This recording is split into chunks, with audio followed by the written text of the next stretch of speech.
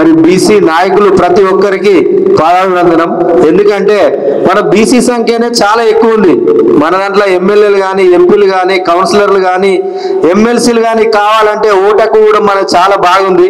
కానీ మనకు కలిసికట్టుగా లేకపోవడం వల్లనే ఖచ్చితంగా ఇప్పుడు మనకి ఏ మీటింగ్ పెట్టినా ఎక్కడ పోయినా పోతున్నాం, ఓకే మనకు సహాయం చేస్తాం. ఖచ్చితంగా బీసీలు ఎవరన్నా ఉంటే మనకు ఒక కౌన్సిలర్ ఉన్నాడంటే సహాయం చేస్తామని చెప్తాం. మనం సాయంత్రం వరకు మీటింగ్లని వాళ్ళ దారికే పోతున్నాం తప్ప రెడ్డిస్ కానీ, వెల్మస్ కానీ, ఎస్సీ కానీ, ఎస్టీ కానీ వాళ్ళు ఒక నలుగురు కాక మిగతా మన సంఖ్య ఎక్కువ ఉన్నది. కాబట్టి ఖచ్చితంగా మనం కలిసికట్టుగా యూనిటీగా ఉండి ఖచ్చితంగా బీసీ నాయకుడు ఎవరు నిలబడ్డా ఖచ్చితంగా సపోర్ట్ చేస్తే మనకు అన్ని పర్సెంటేజ్ ప్రకారంగా చూడు, ఓటక్కు ప్రకారంగా చూడు, మనకు అన్ని వస్తాయి.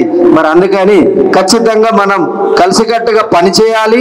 మన దాంట్లోనే అవుతారు, మనమే గర్వంగా చెప్పుకోవచ్చు. కానీ మరి ఈరోజు ఆ ఉద్దేశంగా మాత్రం లేరు. ఎందుకంటే బీసీ మీటింగ్ అనగానే కుల వైజ్గా మీటింగ్లకు పోవద్దు అదంటే ఖచ్చితంగా పోతారు. పోయినా కూడా మనం బీసీ వాళ్ళ కోసమే పోతున్నాం తప్ప వేరే వాళ్ళ కోసం కాదు. ఖచ్చితంగా ఇప్పుడు మా గౌడ్స్ దాంట్లో కూడా ఉన్నారు, వాళ్ళకి ఏం ఉపాయం కూడా లేదు, గవర్నమెంట్ కూడా ఏ సాయం కూడా ముందులేదు. అయినా మంచిదే అని వాళ్ళ కోసం 500 1000 వేసుకొని కూడా మేము ఆల్రెడీ ఇస్తున్నాం.